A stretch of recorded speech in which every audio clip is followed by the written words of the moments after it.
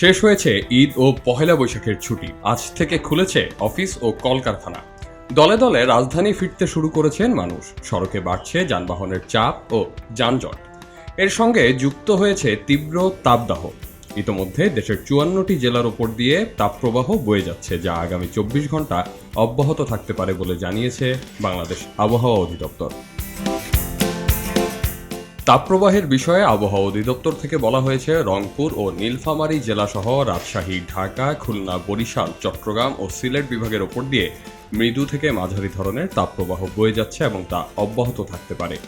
এর ফলে সারা দেশে দিনের তাপমাত্রা প্রায় অপরিবর্তিত থাকতে পারে এবং রাতের তাপমাত্রা সামান্য বৃদ্ধি পেতে পারে এবং আগামী ৫ দিনের মধ্যে তাপমাত্রা আরও বৃদ্ধি পাওয়ার সম্ভাবনা রয়েছে। তীব্র এই তাপদাহে অতিষ্ঠ হয়ে উঠেছে জনজীবন। ঘেমে নিয়ে একাকার রাজধানীর সড়কে ছুটন্ত মানুষ। গাছের ছায়ায় বসে বিশ্রাম নেওয়া তো দূরের কথা, কোথাও বসে যে রোদের তাপ থেকে বাঁচা যাবে সে উপায়ও নেই। রাজধানীর বাতাস যেন নরক থেকে ভেসে আসা আগুন বহন করছে। সড়কের মোড়ে মোড়ে বসেছে ডাব, কুলফি, বিভিন্ন শরবতের ভ্রাম্যমাণ দোকান।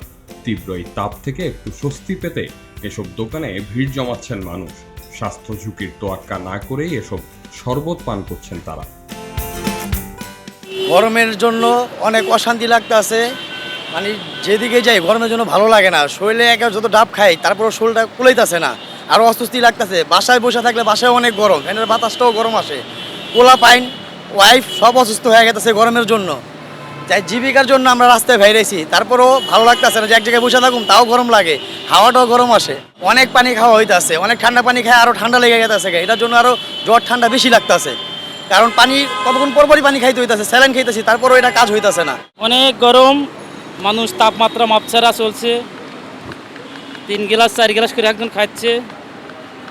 মানুষের হাতে পয়সা না থাকলেও মানুষ শরবত গিলা চাই। দেখো আমি দিনে 7-8টা গ্লাস মারি, তারপরও তৃপ্তি পাই না খায়। এই যে গরম, এই গরমের কারণে আর কি দেখা যাইতেছে অতিরিক্ত হয়ে গেছি, তো এই জন্য এক গ্লাস খাইলাম, তো এখন একটু ভালো লাগতেছে। পরে জানি না যে পরের সময়টা কীরকম থাকবে।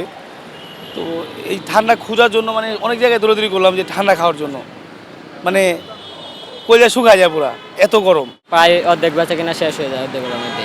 প্রচুর গরম, তো গরমের কারণে মানুষ বেশি খাচ্ছে এখন আর কি। হ্যাঁ, আমরাও খাই, বেচা কিনার মাঝখানে আমরা 2-1 টাকাইটা খাই। আবহাওয়া নিয়ে আপাতত বড় কোনো সুখবর নেই দেশবাসীর জন্য। তবে মঙ্গলবার দেশের 3 বিভাগে বৃষ্টি হতে পারে বলে জানিয়েছে আবহাওয়া বিভাগ। 16 ও 17 এপ্রিলের পূর্বাভাসে বলা হয়েছে, রংপুর, ময়মনসিংহ এবং সিলেট বিভাগে 2-1 জায়গায় অস্থায়ীভাবে দমকা বা ঝোড়ো হাওয়া সহ বৃষ্টি বা বজ্রসহ বৃষ্টি হতে পারে।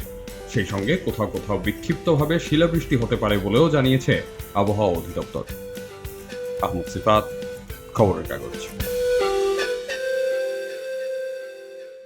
এলো মুক্ত চিন্তার স্বাধীন দৈনিক খবরের কাগজ। এখন খবর হবে নিখাত, নির্ভীক, নিরপেক্ষ।